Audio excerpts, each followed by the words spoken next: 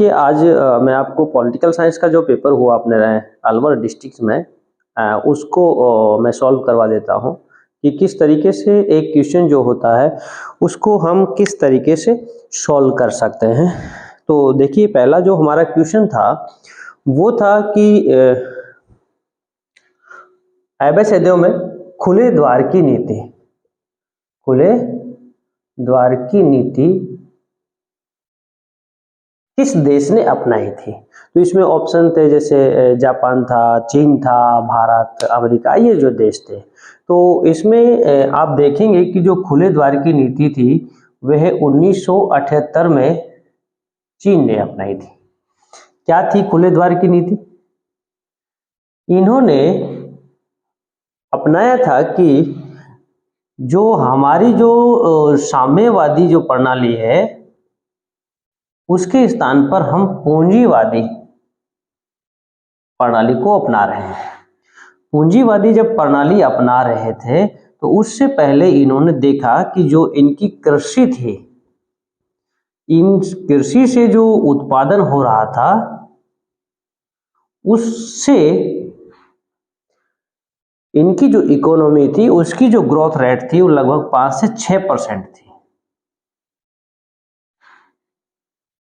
इसके साथ साथ यहाँ का जो अन्य या यूं कहा जाए कि इनकी जो जनसंख्या थी उसकी जो वृद्धि दर थी वो लगभग 20% थी। इसके मुकाबले यह जो वृद्धि दर थी यह बहुत कम थी। इसकी वजह से इन्होंने सोचा कि भाई ये जो वृद्धि दर है ये बहुत कम है, तो इस सेक्टर से हम क्या है अपनी आर्थिक जो स्थिति है वो मजबूत नहीं कर पा रहे हैं, हम अपनी गरीबी को दूर नहीं कर पा रहे हैं। तो इसके लिए हमें क्या करना चाहिए कि इस कृषि का हमें क्या करना है, निजीकरण करना है। क्या करना है? निजीकरण करना है। दूसरी चीज, निजीकरण के साथ साथ हमें उद्योग स्थापित करने हैं। अब उद्योगों की स्थापना हम करेंगे क्योंकि इनको इतनी जानकारी तो नहीं थी ना कि इनके यहाँ पर जो उद्योगपति थे वो खुद ही उद्योग स्थापित कर लें। तो इन्होंने बाहर से पूंजी और तकनीक, भाई कोई भी व्यक्ति आएगा तो उद्योग लगाने के लिए तो साथ में क्या लेकर आएगा? पूंजी लेकर आएगा, तकनीक लेकर आएगा। तो पूंजी और तकनीक दोनों चीजें ला रहा है। तो इन्होंने कहा कि भाई आइए, खुले द्वार है हमारे, तो आप आ सकते हैं, हम आपके जो आप वेल्थ लेके आ रहे हैं, धन लेके आ रहे हैं, संपत्ति जो लेके आ रहे हैं उसके ऊपर हम कोई टैक्स नहीं लगाएंगे। तो इन्होंने कहा कि आप आइए, हम आपको सहायता करेंगे कि उद्योगों को कहाँ स्थापित करना है, आपको कहाँ ज़्यादा सुविधाएं हो सकती हैं और किस तरीके से आप अपने उद्योग को ज़्यादा मुनाफे में ला सकते हैं। तो इन्होंने क्या है, खुले द्वार की नीति किन क्षेत्रों में अपनाई? उद्योग में अपनाई, और उद्योग में भी पूंजी और तकनीक के निवेश में अपनाई।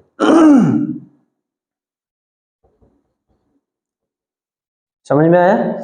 पहली बात ये थी कि कृषि क्षेत्र से इनकी जो आर्थिक स्थिति थी वो अच्छी नहीं हो पा रही थी क्योंकि इनकी जनसंख्या इतनी तीव्र गति से वृद्धि कर रही थी कि इनकी जो आर्थिक वृद्धि दर थी उसको ही खा जा रही थी, उसको ही समाप्त कर रही थी, उसका कोई प्रभाव समाज में दिखाई नहीं दे रहा था।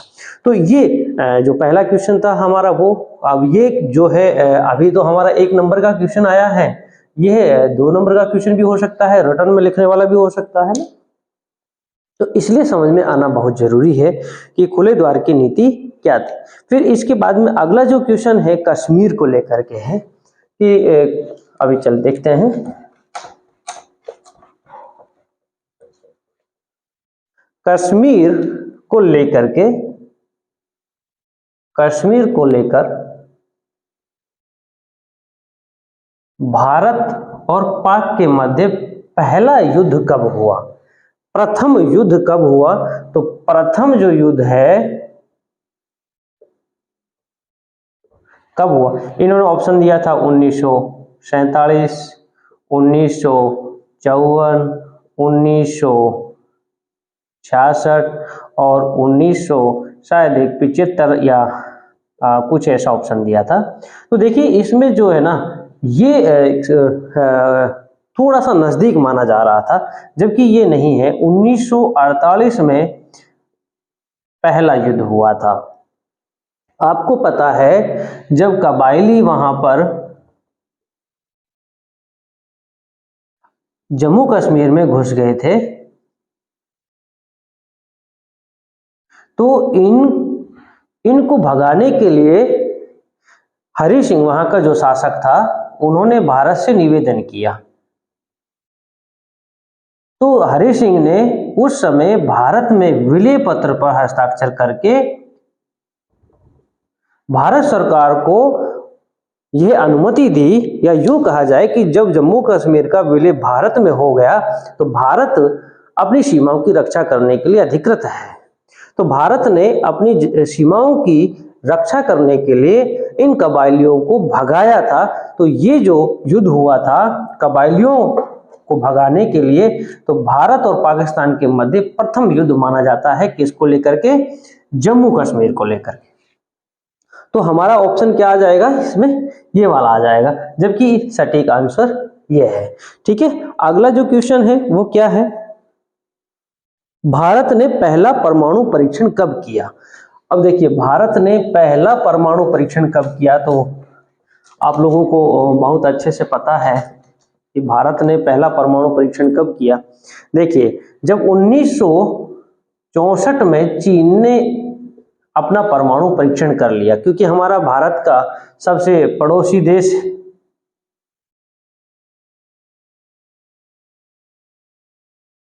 चाइना है। इन्होंने 1964 में परीक्षण कर लिया। तो हमें एक चीज सताने लगी कि क्योंकि 1962 में भारत और चाइना के मध्य युद्ध हुआ था, चाइना ने हमारे ऊपर आक्रमण किया था, तो हमें डर था कि कहीं ऐसा नहीं हो कि इनके पास परमाणु हथियार है और हमारे पास नहीं है, तो कहीं आने वाले टाइम में हमें ये ज्यादा नुकसान तो नहीं पहुंचाएगा ना। तो भारत ने भी उसी समय से परमाणु बम को लेकर के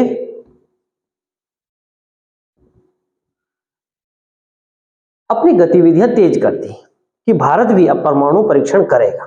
तो भारत ने परमाणु जो परीक्षण किया 1974 को किया। इसके जो DRDO में दो व्यक्ति थे, जिसके APJ अब्दुल कलाम और R चिदम्बरम।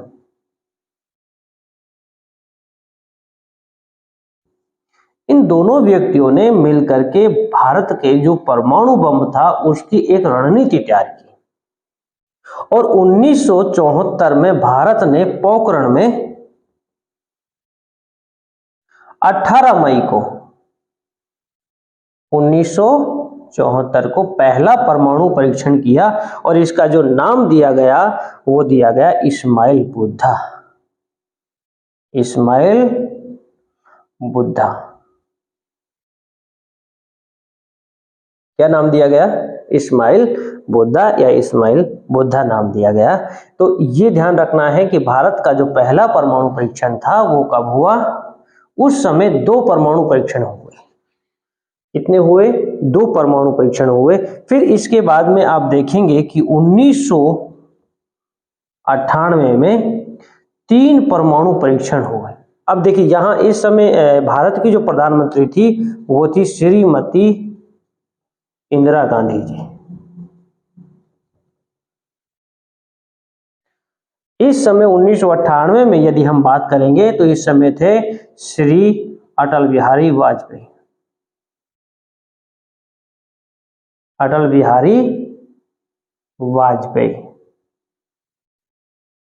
इस समय 3 परमाणु परीक्षण हुए। इनको क्या कहा गया? जब ये, अब देखिए यहीं पर हुआ है, यहां पर पोखरण में ही हुआ है। मई महीने में ही ये लोग क्या कर रहे हैं? परीक्षण कर रहे हैं। लेकिन इसकी डेट जो है वो 18 मई ना हो करके 11 और 13 मई को इन्होंने 3 परमाणु परीक्षण किए। 13 मई तक कहां पर किए? पोखरण में। ठीक है, तो इसका जो नाम, अच्छा एक चीज और बता दिए, इसका जो नाम रखा गया ऑपरेशन शक्ति। क्या नाम रखा गया इसका? ऑपरेशन शक्ति नाम रखा गया। तो इस प्रकार से भारत ने भी परमाणु परीक्षण किए। कितने किए अभी तक? 5 परमाणु परीक्षण किए हैं। देखिए 1998 में भारत के साथ साथ पाकिस्तान ने भी परमाणु परीक्षण किए। तो अभी हम देख रहे हैं कि भारत के पास भी परमाणु हथियार हैं, चाइना के पास भी हैं, और ये दोनों जो है पाकिस्तान, चाइना और भारत, इन तीनों के पास परमाणु हथियार हैं। तो ये जो है दक्षिण एशिया, अभी जो आपका जो अगला टॉपिक आएगा वो आएगा कि दक्षिण एशिया के महाशक्तियों के बारे में, या दक्षिण एशिया की राजनीतिक या भू राजनीतिक स्थिति क्या है, भू राजनीतिक स्थिति को समझाएं। तो इसके ऊपर भी एक क्वेश्चन बन सकता है, तो थोड़ा सा ध्यान रखना है अपन को। तो ये क्वेश्चन हुआ। अगला जो क्वेश्चन आएगा वो कौन सा है?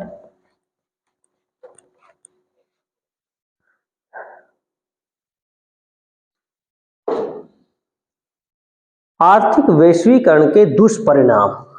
अगला जो क्वेश्चन क्या है?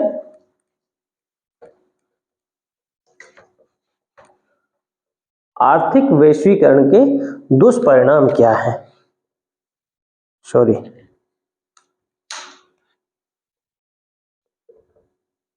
आर्थिक वैश्वीकरण के दुष्परिणाम। देखिए क्या है वैश्वीकरण? देखिए वैश्वीकरण क्या होता है, ग्लोबलाइजेशन जो क्या होता है, ये पूरी पृथ्वी है, एक गांव यहाँ पर है, एक गांव यहाँ पर है, बहुत दूरी है दोनों के बीच में, लेकिन संचार के जो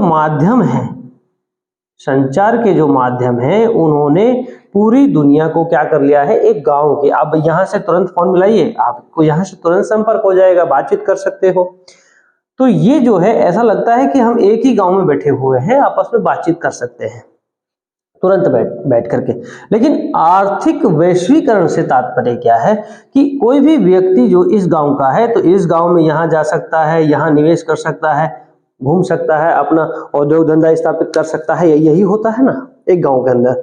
जब हम दूसरे गांव में जाते हैं तो कोई ना कोई परमिशन लेनी होती है। तो जब आर्थिक वैश्वीकरण आया तो इस परमिशन को हटा दिया गया कि भाई ये अब परमिशन लेने की जरूरत नहीं है, अब डायरेक्ट जैसे हम एक गांव में अपना निवेश कर सकते हैं, अपने गांव में निवेश कर सकते हैं, उसी प्रकार आप दूसरे गांव में भी निवेश कर सकते हैं। तो इस तरीके से उन्होंने देखा कि आर्थिक वैश्वीकरण के कारण जो है अब व्यापार करने में सुगमता आ रही है। क्या आ रही है? व्यापार में सुगमता आ रही है ना। दूसरी चीज, ये व्यापार करना आसान तो हुआ है, साथ ही साथ में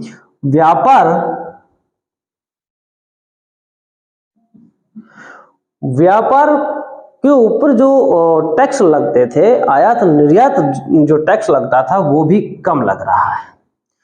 तो व्यापार मुनाफे वाला हो गया है। दूसरी चीज कि अब हमें लग रहा है कि हमारे क्षेत्र में कोई वस्तु हम बना रहे हैं तो उसकी कीमत ज्यादा आ रही है, लोगों को ज्यादा पैसा वहन करना पड़ रहा है, या यूं कहा जाए कि जो वस्तु है उसकी कॉस्ट जो है वो बहुत ज्यादा हो रही है। तो हम क्या कर रहे हैं कि जहां पर कॉस्ट कम आ रही है वहां से उसका आयात कर सकते हैं, तो लोगों को हम सस्ती चीज मुहैया करा सकते हैं, आसानी से मुहैया करा सकते हैं।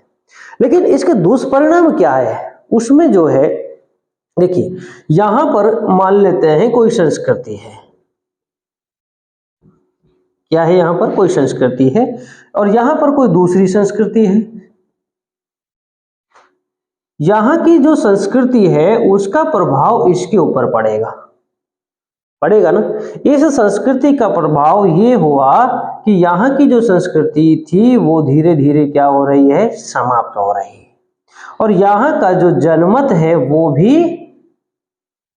बट रहा है। कुछ लोग इस संस्कृति का समर्थन करेंगे, कुछ लोग इसका विरोध करेंगे। कि जैसे मान लेते हैं भारत की बात कर लेते हैं।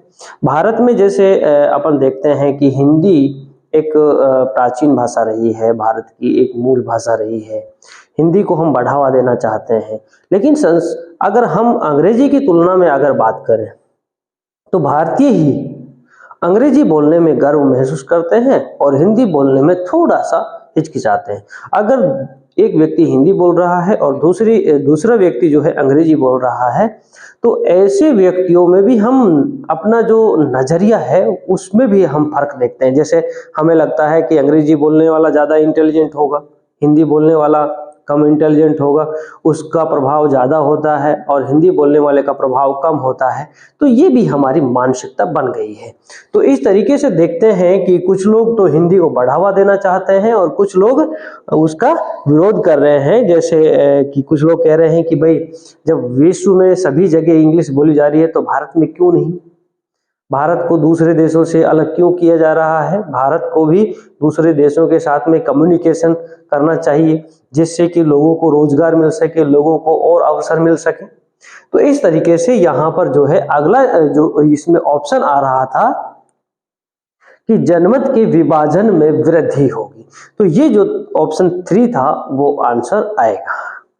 ठीक है, इसके बाद में हम देख रहे हैं विभाजन के समय भारत में कुल कितने रजवाड़े थे। अगला जो क्वेश्चन आ रहा है भारत में, विभाजित भारत की बात कर रहा है, कितने रजवाड़े थे। अब ये बड़ा आसान क्वेश्चन है। कितने रजवाड़े थे, देखिए 565 रजवाड़े थे। ये जो 565 थे इनमें से 562 जो रजवाड़े थे वो किसी न किसी देश में मिल गए थे। विभाजन के बाद या तो ये पाकिस्तान में मिले थे या ये भारत में मिले थे। इनमें से 3 रजवाड़े कौन कौन से थे, हैदराबाद, जम्मू कश्मीर और जूनागढ़। ये जो 3 रजवाड़े थे इनको या तो जैसे हैदराबाद है, यहाँ पर पुलिस कार्रवाई की गई, पुलिस कार्रवाई करके भारत में मिलाया गया। जम्मू कश्मीर है तो विलय पत्र के कारण किया गया। और जूनागढ़ में जो है जनमत संग्रह रेफरेंडम करके भारत में इसका विलय किया गया। तो इस प्रकार से हम देखते हैं कि भारत में विभाजन के समय कितने रजवाड़े थे, 565 रजवाड़े थे। इनमें से 562 जो रजवाड़े थे वो या तो पाकिस्तान में मिले या भारत में मिले। इसके अलावा जो 3 रजवाड़े थे हैदराबाद, जम्मू कश्मीर और जूनागढ़, इनको नए नए तरीके से हमने भारत में मिलाया था। तो ये यहाँ तक क्वेश्चन हुए। फिर इसके बाद में हम बात करेंगे पहली पंचवर्षीय योजना का मूल मंत्र क्या था। अगला जो अपने पेपर को उठा के देखिए, अगला जो क्वेश्चन है वो क्या है,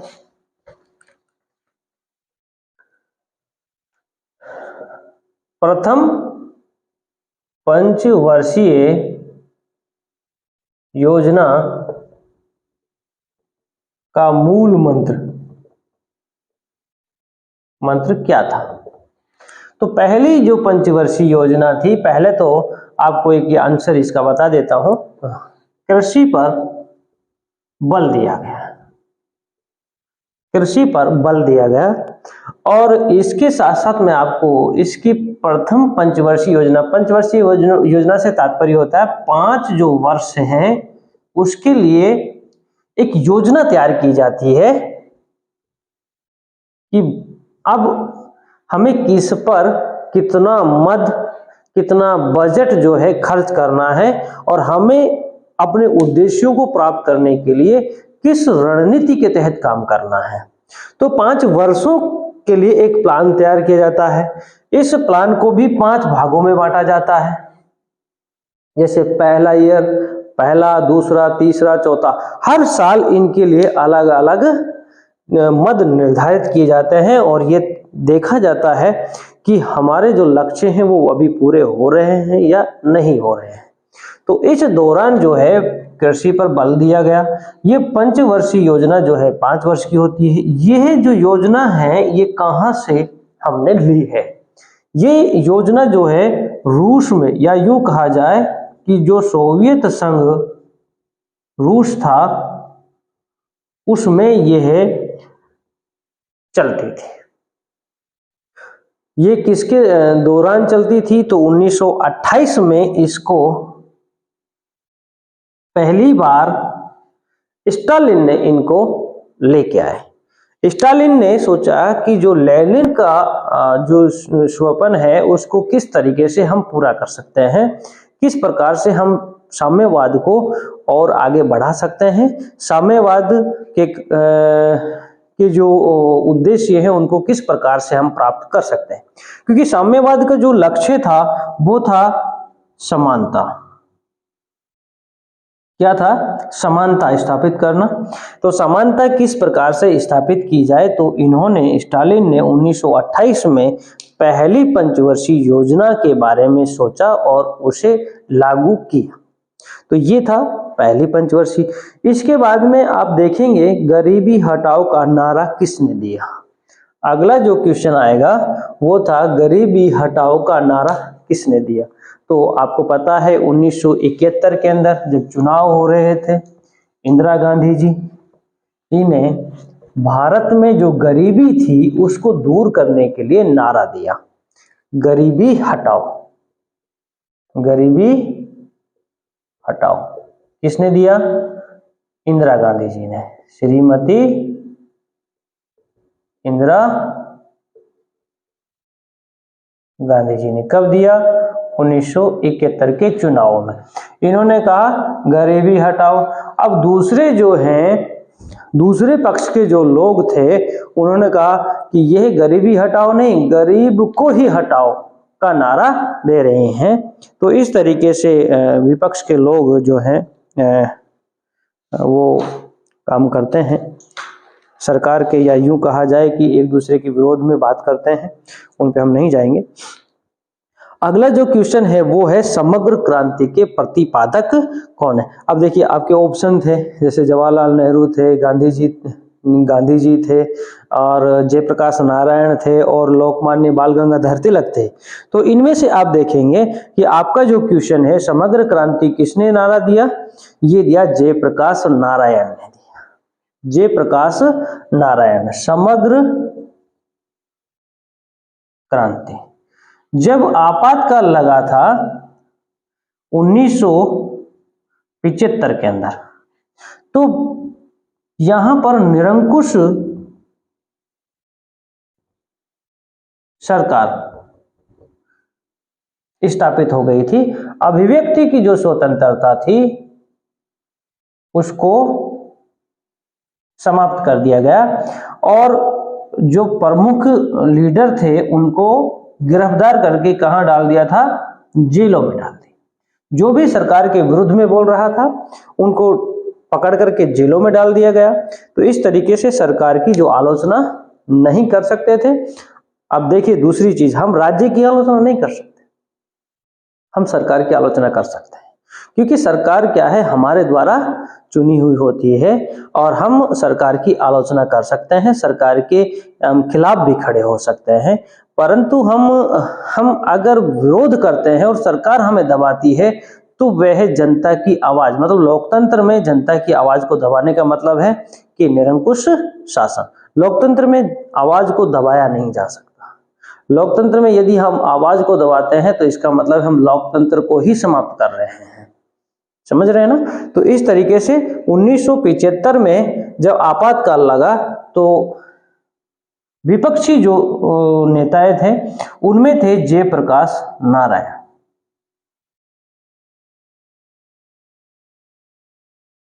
जयप्रकाश नारायण ने कहा कि हमें सभी क्षेत्रों में, चाहे वो सामाजिक हो, सामाजिक क्षेत्र में, क्योंकि सामाजिक क्षेत्र में भी पिछड़ापन था, गरीबी थी, असमानता, छुआछूत, भेदभाव ये थी। आर्थिक रूप से हम देखेंगे, आर्थिक रूप से भी हम बहुत पिछड़े थे, कमजोर थे, और हमारे देश के अंदर बहुत ज़्यादा भुखमरी भी थी। आपने देखा गरीबी हटाओ नारा दिया 1971 में, लेकिन गरीबी 1 साल या 5 साल में तो नहीं हट सकती ना, तो इसके तो लिए एक लंबी प्रोसेस की आवश्यकता होती है। तो आर्थिक क्षेत्र में भी पिछड़ापन था, सांस्कृतिक रूप से भी हम क्या है, जो विश्व की अन्य महाशक्तियाँ थी, यूँ कहा जाए कि विश्व के जो अन्य डेवलप्ड कंट्री थे, उनकी जो संस्कृति थी उनको अपना रहे थे। तो इस तरीके से हम देख रहे थे कि इस आर्थिक क्षेत्र में भी हमें आवश्यकता थी, कृषि क्षेत्र में भी आवश्यकता थी, शैक्षिक क्षेत्र में भी आवश्यकता थी। तो जयप्रकाश नारायण ने देखा कि भाई लोकतंत्र में यदि एक अच्छे समाज का निर्माण करना है तो हमें सभी क्षेत्रों में क्रांति की आवश्यकता है, और सभी क्षेत्रों में हम क्रांति करेंगे तभी हमारा समाज जो है वह एक समृद्ध समाज हो सकता है, अच्छा समाज हो सकता है।